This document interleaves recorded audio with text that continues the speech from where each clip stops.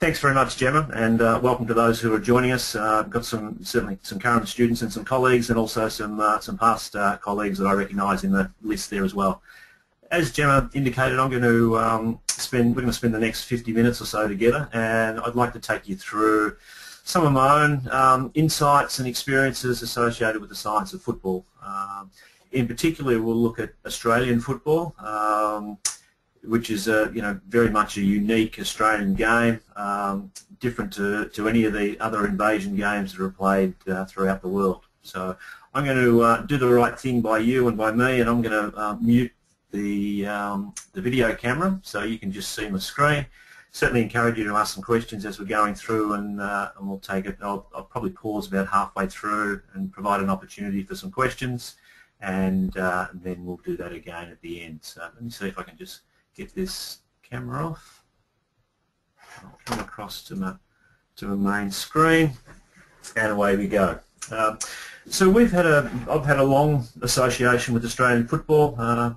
Many years ago, I worked at the Footscray Football Club while I was a PhD student at Victoria University, and then have come back to my role in Deakin. Much of our work has been in Australian football, both at the elite high performance end, but also at the junior end as well, and across the whole of the pathway. And so what I'd like to consider as we go through is how do we go about monitoring both athlete status within football, but also performance. How do we measure it? How do we understand it? What are the implications for training prescription? So we'll look at game demands and training demands, adaptation, maladaptation, and all the way through, as I said, to some of that junior pathway work.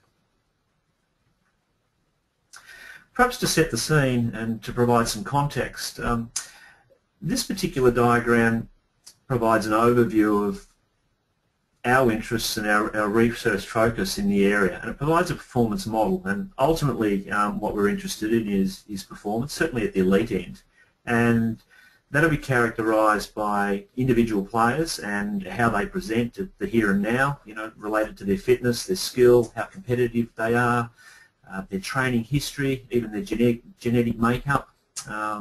Mum and Dad always play a pretty significant role on a number of different fronts. Then, on a daily basis, they're exposed to a particular training load. The emphasis is about building fitness and improving skill. And for those in the coaching roles and strength and conditioning roles, we're looking to induce and manage fatigue. Of course, the desirable outcome is that we get positive adaptive responses, and that they influence our performance, but we also know that sometimes that's not the case, and that can relate to poor adaptation, sometimes injury, sometimes illness. So in this environment, we use a range of techniques and tools that might be available to us. We'll look at testing and evaluation. Athlete tracking technology, wearable technology is very important now and is heavily used in Australian football. We'll use some subjective measures, questionnaires, diaries, and there's also an opportunity to take some blood markers, some finger stick type markers that can provide some insight. Ultimately, though, we're interested really in match performance. So as I suggested, those out in the coaching roles are very much looking to manipulate this training load over a periodised program. We started some work some time ago, and I'm not sure whether you'll be able to see my my mouse on the screen. Is that the case? So hopefully when that comes up.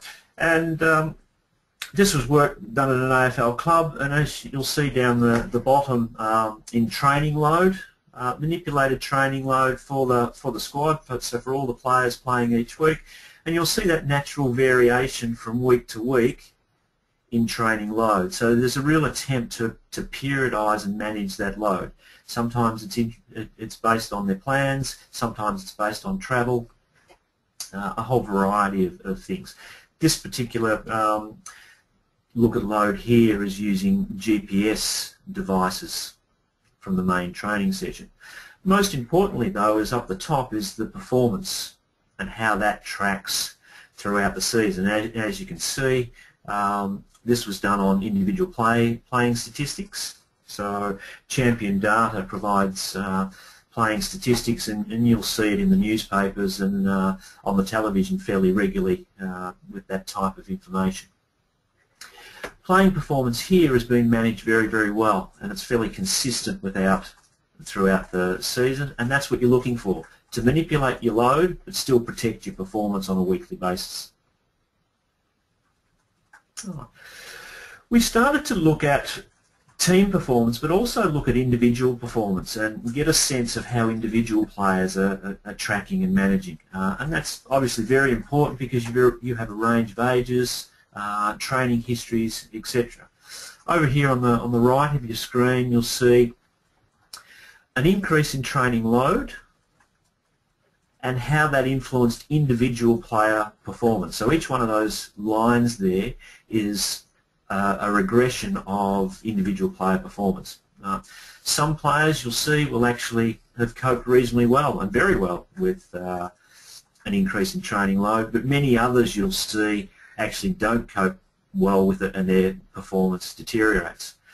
When we looked at this in a more sophisticated statistical manner, we actually noticed that those players, the fastest players, so those players with the best sprint ability, they actually coped least well with an increase in training load on any given week. Conversely, those who were less fast, perhaps had other fitness capacities, they were able to better cope with an increase in training load on any given week. What's quite consistent in AFL teams now is the use of wellness type diaries. Scales on a 1 to 5, sometimes a 1 to 10, where players come in prior to training each day and they will rate how they're feeling. This particular example looks at pain and stiffness, and as you can see over the course of the week, 1 day post the game, 2 days post the game, all the way up to game day, we see gradual, in this case it's a reverse scale, so we see a reduction and an improvement in players' perception of pain and stiffness leading into a game day low, which is again what you would expect. Highest immediately after the game, we manage the recovery, we manage the load over the course of the week, and then hopefully we're trying to be in an ideal position for the game. What we did find, however, though, was that, again, similar group of players but a different study and a different data set, we actually found that players with high maximum speed, so those with the best 20 and 40 metre sprints, were slowest to recover after a game.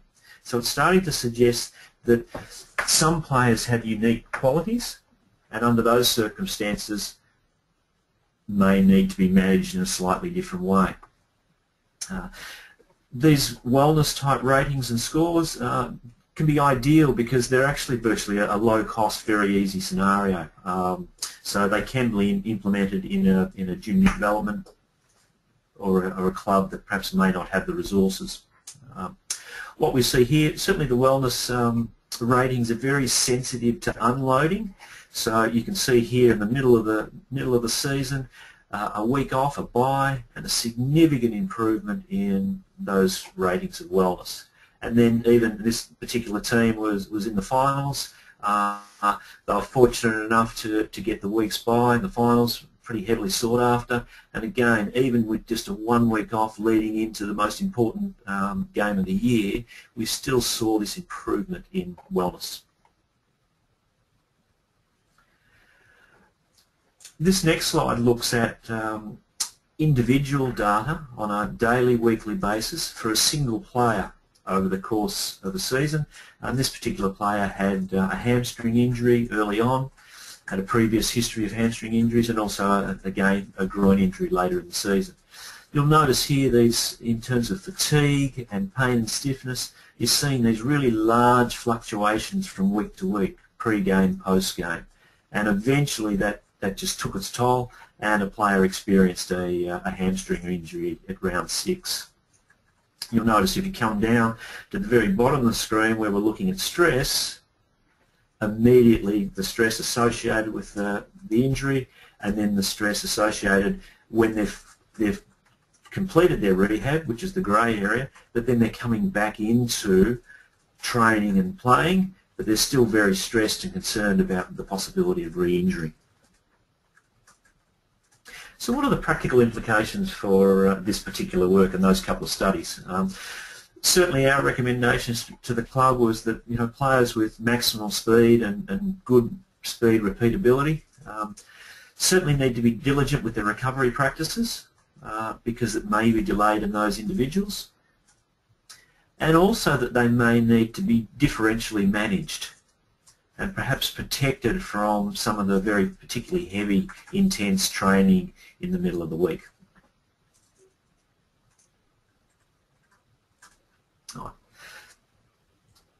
If we move on to some follow-up work, and related to this is the injury and how we go about mitigating risk and player management.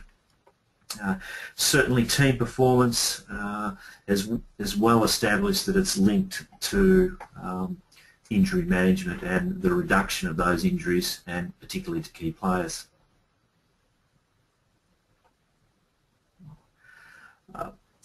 There's quite good injury research in Australian football and the other football codes. If we look at the literature, there's a whole host of possible risk factors that have been identified. These range from probably the most important is previous injury, but then related to physical fitness and body size, muscle function, age and experience, playing position has been implicated, technique, certainly within an invasive contact game, physical contact can relate and be a risk factor, and even ethnicity has been suggested as a risk factor. So we wanted to explore this a little further in a single AFL club that we were working with at the time. Okay. And in doing so, because of the multifactorial nature of injury, it's very difficult to actually look at one risk factor at a time. That's actually very good science, but what we need to do is try and control for other risk factors at the same time.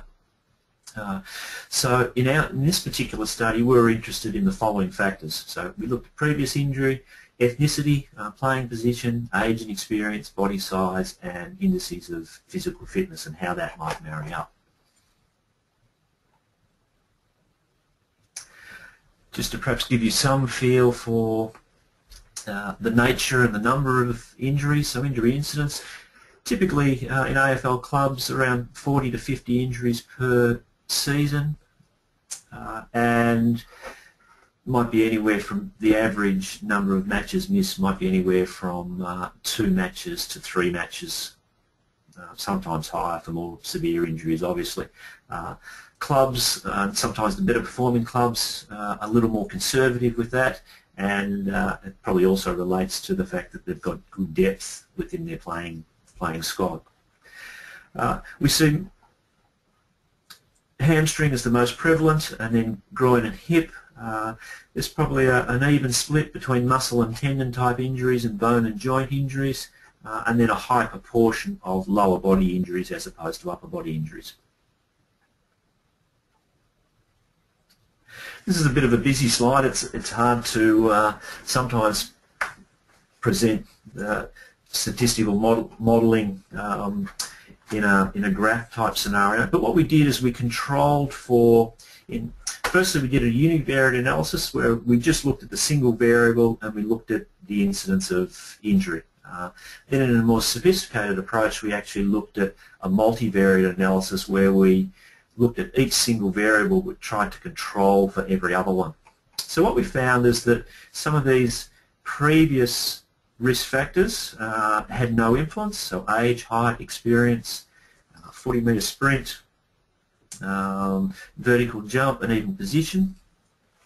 But what we did find is that body mass, 6-minute run, so as an indicator of aerobic endurance, and playing as a forward. So those with low body mass, a higher risk of injury.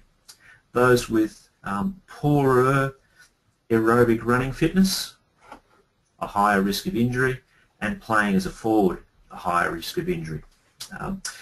Interestingly, in a small subset of Aboriginal players, and this is where the ethnicity comes into it, it's previously been suggested that Aboriginal players are more susceptible to injury. What we noticed that in the univariate analysis we actually did find that, okay, but when we looked at it from a multivariate factor, that finding was actually completely reversed. So it's not ethnicity per se that's the risk factor. It's perhaps more that these groups of Aboriginal players may be and may carry some of these other risk factors, i.e.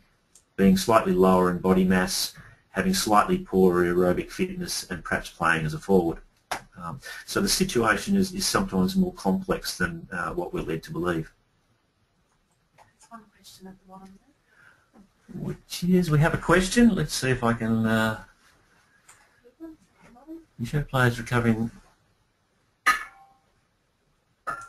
Oh, okay. The question is from Peter, you show players recovering by walking in the sea. I have read that this is useless. I wouldn't. We haven't looked at that specifically, Peter. I wouldn't say it's useless. I think it has a number of potential benefits.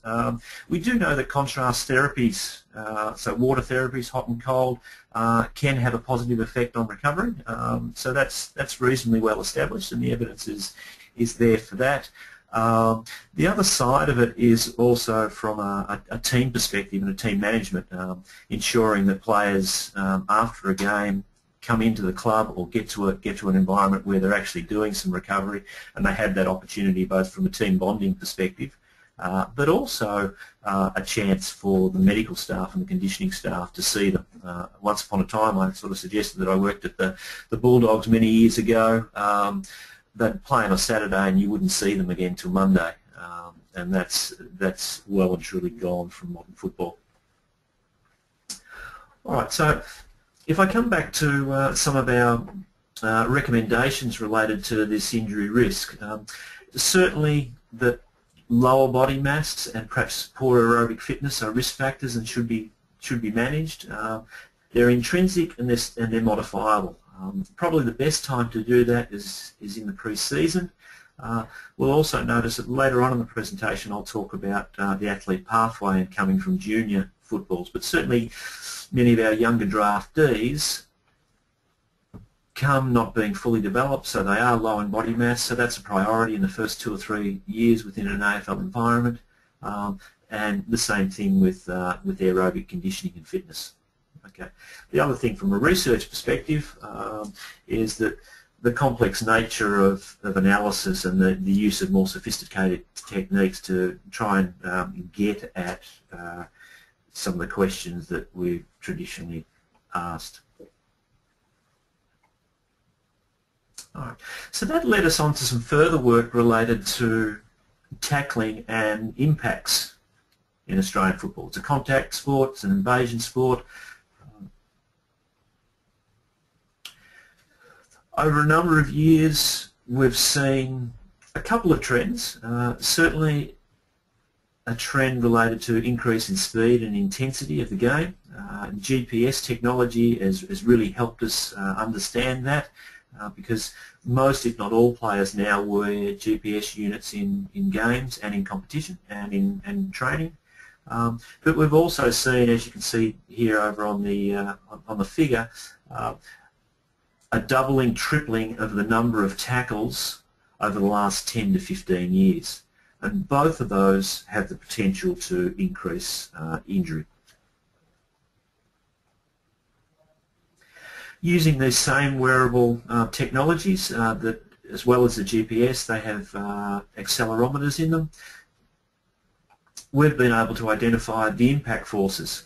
So actually a couple of my PhD students, I think they might actually be looking in, Jackie Tran and Dan Wondersitz have looked closely at this from a validity and reliability perspective.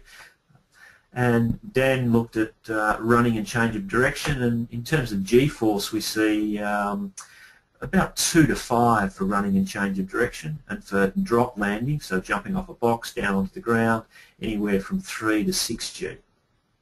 In other codes, perhaps greater contact codes, rugby union, rugby league, we see many high numbers of impacts above 5 and even 10G.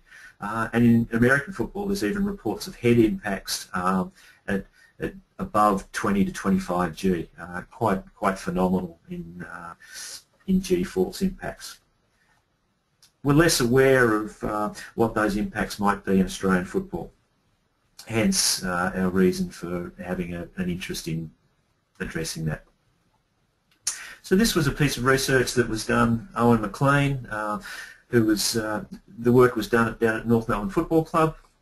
And what we're interested in doing is Owen coded, using video, the point of contact for every tackle made and every tackle against for the players from the North Melbourne Football Club. And using these traces, you can see these traces here. This is not actually an impact, but these, with the accelerometer, you can see every particular foot strike, so left and right, so that they are particularly sensitive to any impacts and acceleration experienced.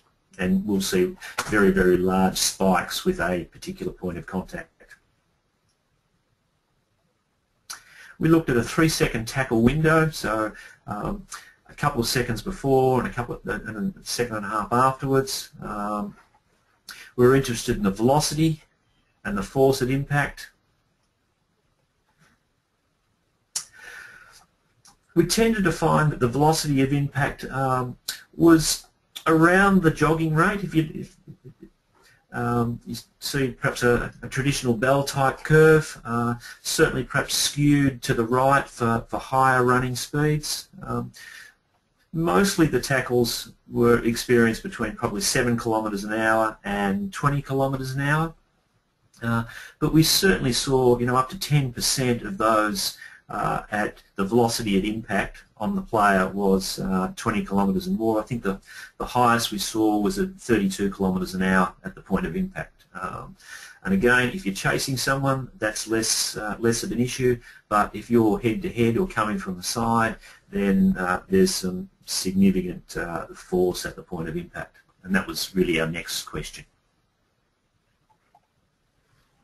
So the force of impact, again, tended to be on the lighter side, much less than rugby league and rugby union, as you would expect. But again, we're still seeing probably about 15% of impacts were above 6G force, and even a small percentage, 3.5% above at the very, very heavy and severe impacts above 8G force. Again, depending on the circumstances, that can have implications for contusions, for recovery, and direct injury. We looked a little bit at tackles made and tackles against, and we tended to find that tackles made, so the player who was making the tackle, tended to have faster velocities, probably related to chasing down the player with the ball. For when we looked at the player load or the player impact, the impact tended to be lower in the lower intensity tackles for the player made, but at the higher intensity tackles, those that we visually rated as being higher intensity, the player load was higher. So again, perhaps a player waiting to tackle or moving into the tackle, but being hit by the player with the ball who has the momentum. This led us further along the path, the research path of looking to monitor potentially muscle damage and look at its impact on performance, on player performance. Right, so we looked at creatine kinase. Creatine kinase is a marker of muscle damage. It's actually one of the key indicators that they track for and look to evaluate in heart disease, in a heart attack. And as you know, probably the heart is our most important muscle. So from players and in football, muscle damage, so an eccentric injury, for example, or impacts, creatine kinase can be released out into the bloodstream, and we can measure that with a small finger stick of blood. Looking at this particular diagram, baseline levels particularly low, tracking throughout the season, even with, we saw earlier that players are looking to manage their recovery such that they go into a game low and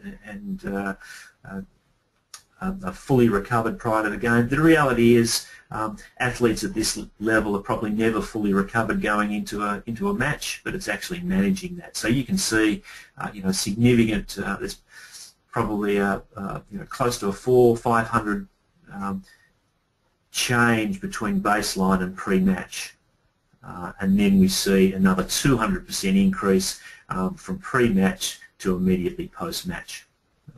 So it certainly tells us that CK reflects physical load and fatigue.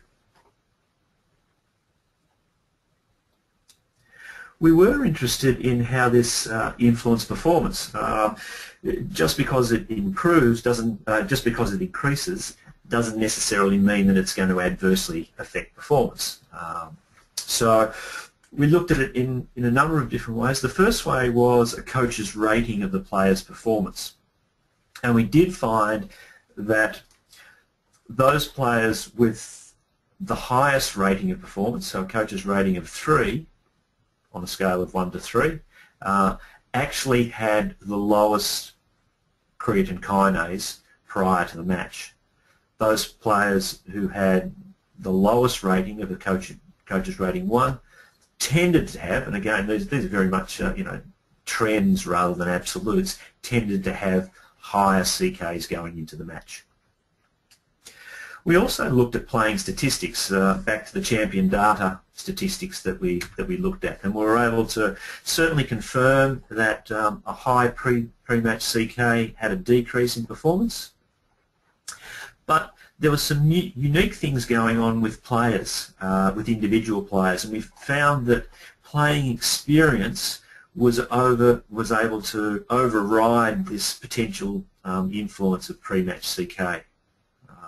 So again, the story is not as simple as it might always seem, such that perhaps with players with, again, our younger players, our less experienced players, not fully recovered, they're more vulnerable to their performance being affected, whereas our more experienced players are perhaps able to cope with perhaps a lack of complete recovery, and they can use their experience to overcome that.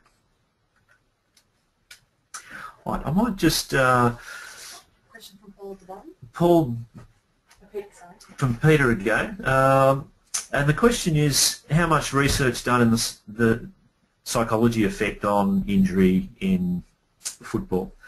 Peter, it's not particularly an area of my expertise. There's certainly some research done in the area, both the psychology and the psychology of returning to play. That's probably the most significant, and it depends perhaps on the severity of the injury. So players that you see, ACL injuries, for example, where a player knows that they're going to be out for a significant period of time. A player knows that that there are questions about their ability to return, a loss of confidence, etc., etc. And there's certainly research that will has looked at that journey, if you like, from and it's perhaps not dissimilar to the grieving process of the loss, the injury, coming to terms with it, and then gradually working through that rehabilitation process, building your confidence back, going up and working through your rehabilitation, then getting back into performance.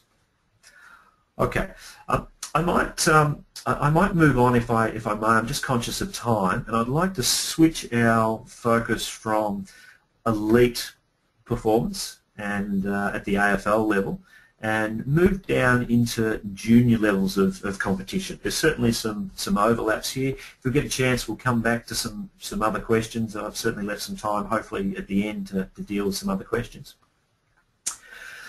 So this piece of work was done in the TAC Cup.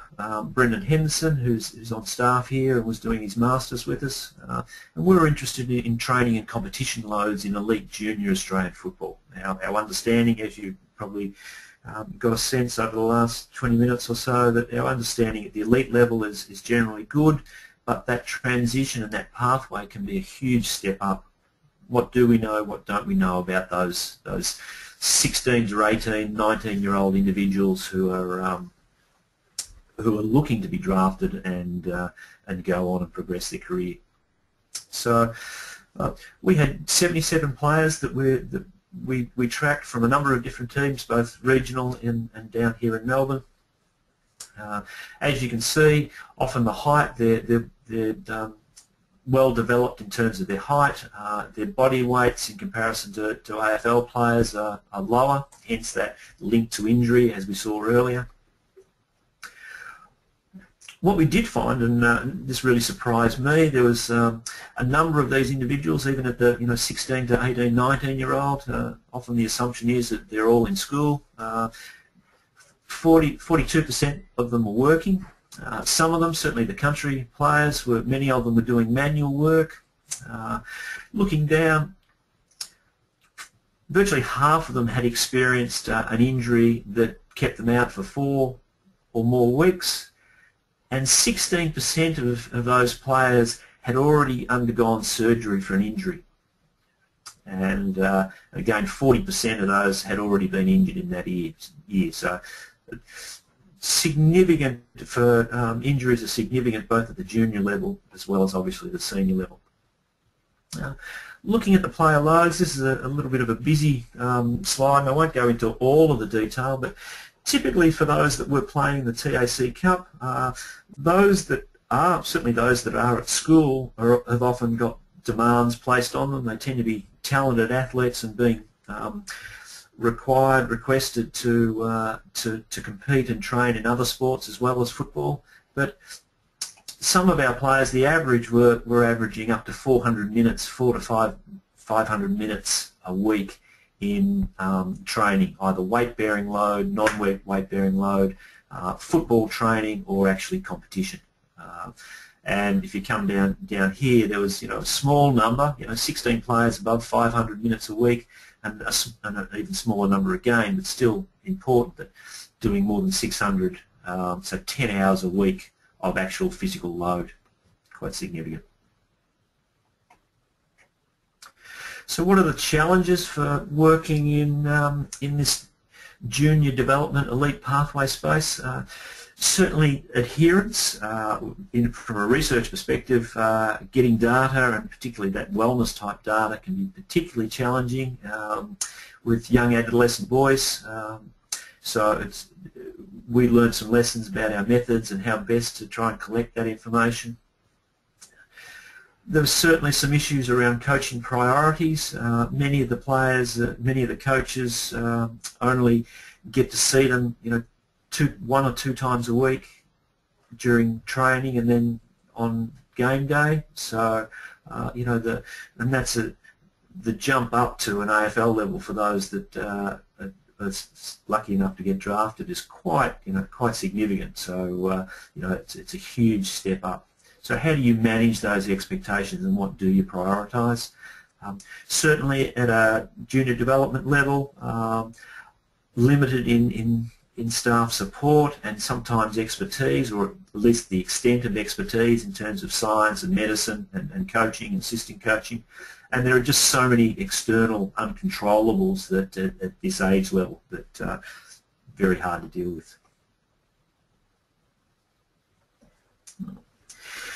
So moving down to junior recreational football. I have young boys who play junior Australian football. Your interests start to change when you become a parent, and we know, and there's a phenomenon in first identified in soccer, but it's has been quite commonly identified. It's called the relative age effect, and that there's an overrepresentation of individuals who are born in the early part of the year compared to those who are born in the later part of the year in academy teams, selected squads, even all the way up to professional teams. So there's something going on at the junior level that needed to be investigated, and our interest is in junior Australian football. So just recreational local football. Again, probably difficult to take this all in as we're going. But what we did, we've done a couple of studies, and this was the second one.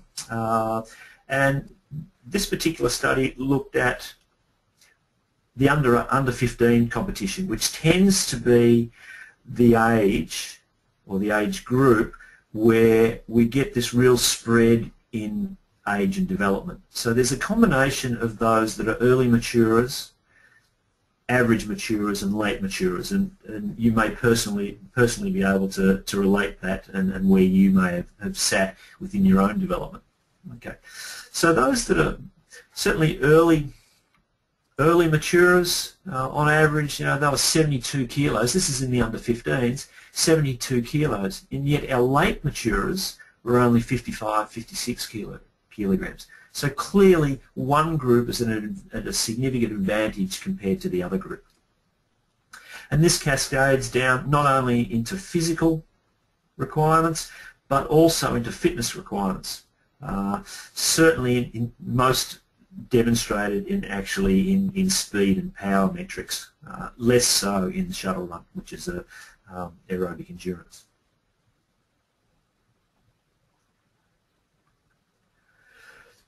So if we look a little more closely at that in a graphical sense, as I suggested, and this is just a repeat of what I've just said, in terms of 20-metre sprint, we see a significant advantage for early maturers.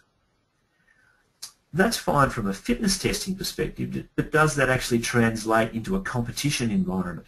And we saw the same thing. Again, the early maturers were able to run further in a match, and they were also able to, and even more so, demonstrated significantly more high-intensity running distance. So they're running further, they're running faster.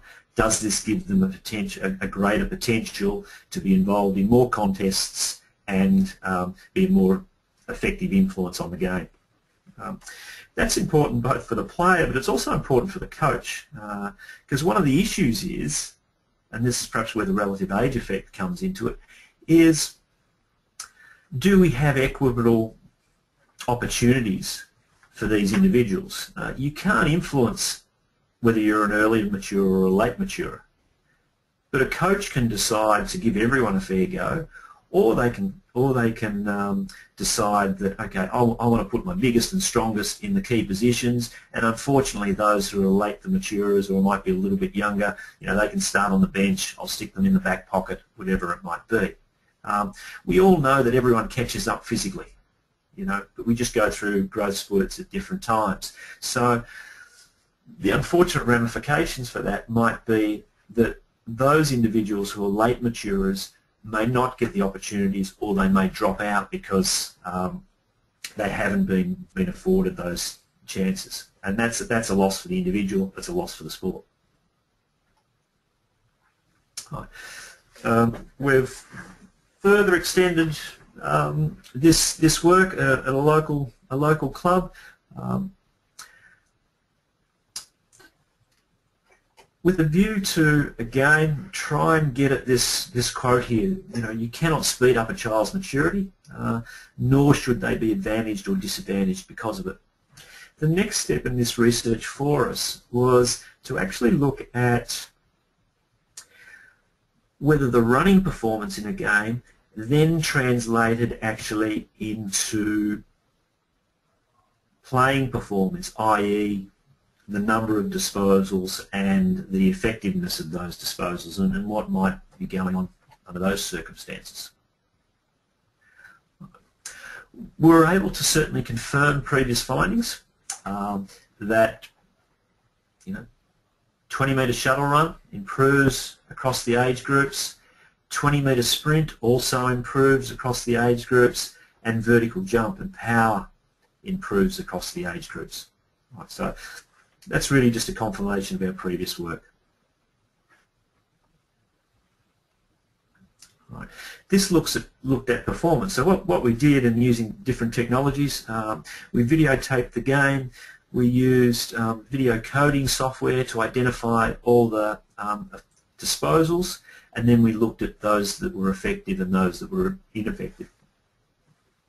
As you might expect, the number of disposals across the age groups was not different. So similar size ground, same number of players.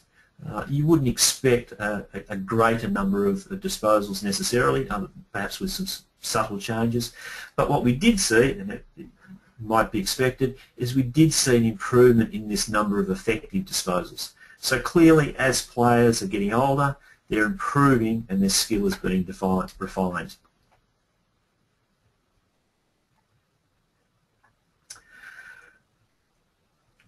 Going to taking our previous research to the next step, we looked at this combination of age and maturity.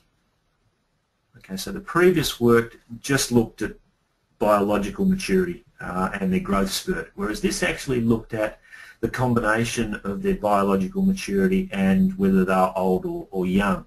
And that's really I really call it almost the double whammy. You've got an old player in terms of the age grouping and an early maturer, okay, or at the other end of the continuum you've got a younger player in the group who's born later in the year and he's also a late maturer. All right, and they're seriously disadvantaged. All right. We were able to confirm our previous findings in terms of fitness and running distances in games. We didn't see the same thing associated with effective disposals, or at least we saw some interactions going on here. You'll notice that in the early phases, the older, more mature players seem to have a real advantage in terms of the number of effective disposals, i.e. they're getting to the ball perhaps more often, and once they do get to the ball, they're able to avoid any of that, find some space, avoid any tackling pressure, and then comfortably be strong enough and skilled enough to actually hit a target with an effective disposal. But then it started to change and almost flipped at the under 14, under 15. So we really don't know. We're almost suggesting this, but perhaps this is often the age where we're getting dropout. So perhaps some of these players, these young, less mature players, are starting to drop out. Those that are staying within the sport who have progressed within the sport have perhaps learnt to overcome their physical deficiencies with their skill advantages. And for whatever reason, they've almost self-selected and developed and learnt that if I work on my skill, I can also be and continue to be an effective player within the competition. Okay, so there's some really complex things going on here, and it's not as simple as it may seem, but there are some take-home messages for coaches. All right, and this leads me to my final set of slides, and I'm conscious of time. We were engaged by the AFL a couple of years ago to look at the Australian junior match policy.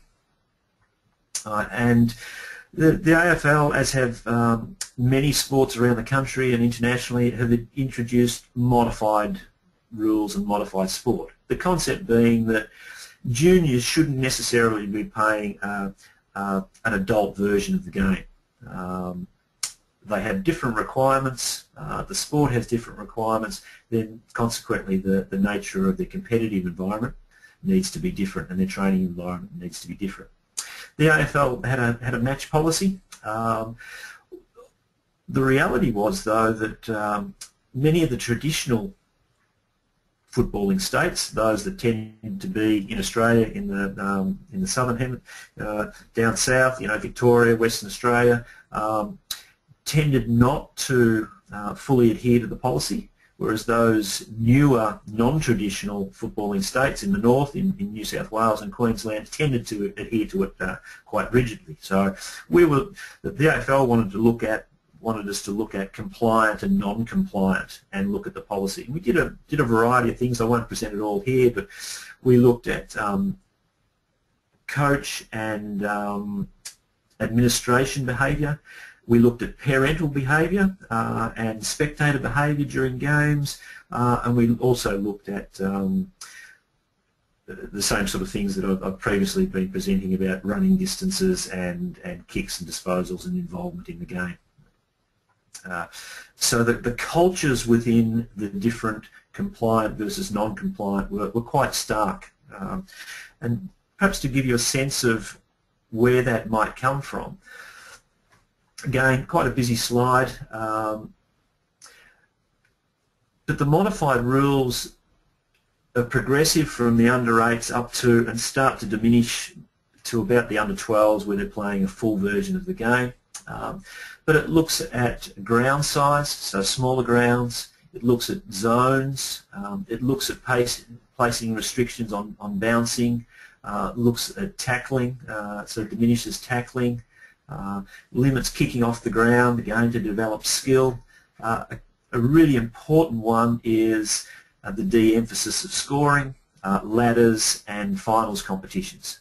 So you start to remove some of those latter ones, finals, scoring, ladder competitions, then the culture within the sport and what parents and administrators and coaches are expecting are very, very different. It then becomes more about inclusion, enjoyment, skill development. As soon as you start to get serious about finals, then again, that's the issue where, okay, the best players get the best opportunities, those that are still working their way through it and may not have that skill or that physical development then start to get limited opportunities. And that's the philosophy around modified rules at a junior level. Our general findings across the board were very supportive of the AFL junior match policy. There are a couple of things that were unexpected for us, and certainly the one that was particularly interested, which was part of the study that I led, was the physical activity. And what we actually found was that modified rules resulted in reduced physical activity. So those that were non-compliant, i.e. full-size grounds, no zones, etc., were those players in those competitions were covering more distance and more distance at a higher intensity. Whereas smaller grounds, the introduction of zones was actually having a restriction on players' ability to run. So the downside of that was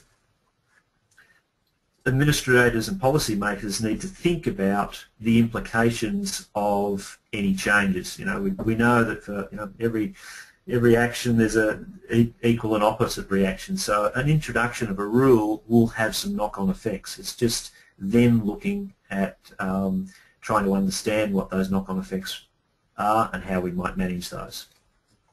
And just really coming to my last slide as a wrap-up. Hopefully I'm okay on time. So what's been important for us over this particular journey, and is really highlighted with this study, which was supported by the AFL, is that our work influences practice and policy. And what has happened is, subsequent to this research, the AFL have reintroduced and modified and enhanced their junior match policy and their adherence to that and their expectations within the community. So very, very, very important that the work that we do not only informs our understanding, but it provides an evidence base for changing practice and policy. And then hopefully, one of my intentions at one of the local clubs that we've collected some of this data is that we'll look to go down there in the early pre-season and run some workshops with coaches and just, one, deliver the findings, but also just talk about the implications and how they may be able to meet multiple objectives and provide a really open and inclusive environment for the participants who want to play, what is, one of the greatest games on earth. So thanks for joining us. My last slide is really a question slide. So I'll open it up to questions. I'll see if I can quickly scan through a couple at the bottom. One's from Sharon Collier. And I'll read it and think about it as I go. I help run a football club, and we get some pressure from parents of early maturers to play them in older age groups, which we resist. Is there a view on whether promoting them or keeping them at age is better or worse? Sharon, it's such a complex question, and it's to provide a definitive answer is really, really challenging. I know at one of the clubs that we've collected some data out, I've had lots of conversations with the president about how to do it, and they have a really positive culture down at the club, and it relates to playing at an older age, but also potentially, do you grade or do you not grade? Do you have a stronger side and a weaker side, and what messages that might send? Unfortunately, with most of those decisions, as I said earlier, there are positive and disadvantages to that. Certainly some sports, rugby has a policy. I'm not sure if it's in Australia, but they have previously, many years ago, and I know in New Zealand they grade and they group based on size, on physical side. Again, with many of the Polynesians that genetically tend to be big, they often will grade accordingly to size. Should they play up? Again, sometimes if there's an old saying in sport, if they're good enough, they're old enough, and certainly we see that in country sport. We often see country kids in a country town show some talent, end up playing at a higher level, a higher age group, or they move into seniors sooner than perhaps what might happen down in the metropolitan area. That can be a great thing for their development and for their skill development. It just has to be obviously very, very carefully managed. The issue is probably more than anything else, it's often not an individual decision that you get to make. It's actually done at a league, at a policy level. So even if you as a parent or as a committee feel that this is the most appropriate, given all the circumstances, this is the most appropriate course of action, you may not actually be allowed to follow that course of action because of the policies and the rules of the league or the club. So it's complex. And Martin, which takes us back to injury, are those players with associated factors to injury predisposition also at greater risk of more serious injury?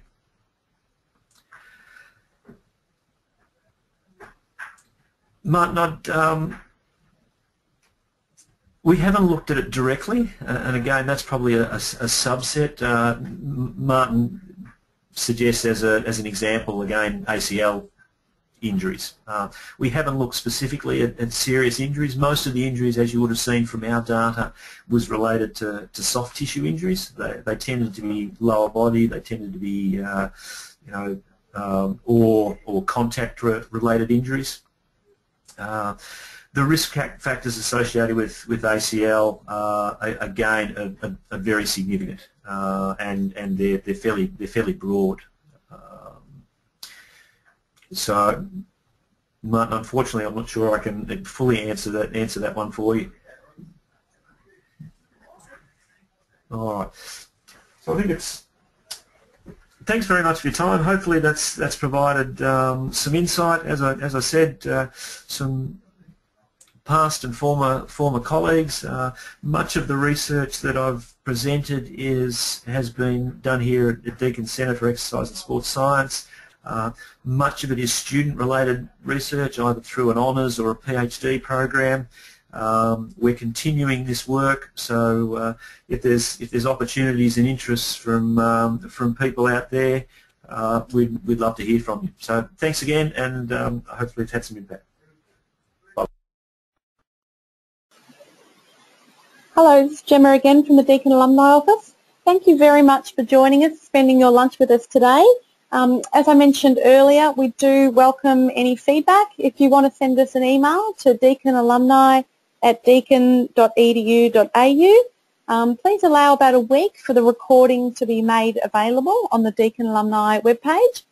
You'll get an email about that tomorrow as well. But I'd just like to thank our presenter today, Dr Paul Gastin, for his insight. Thank you all for sending through your comments. I see a lot of thank you, so we do appreciate that. And on behalf of Deakin Alumni and Deakin School of Exercise and Nutrition Sciences, thank you very much. We hope you can join us for another webinar. Check out the alumni event calendar on the website where we post all the webinars. Thank you. Goodbye.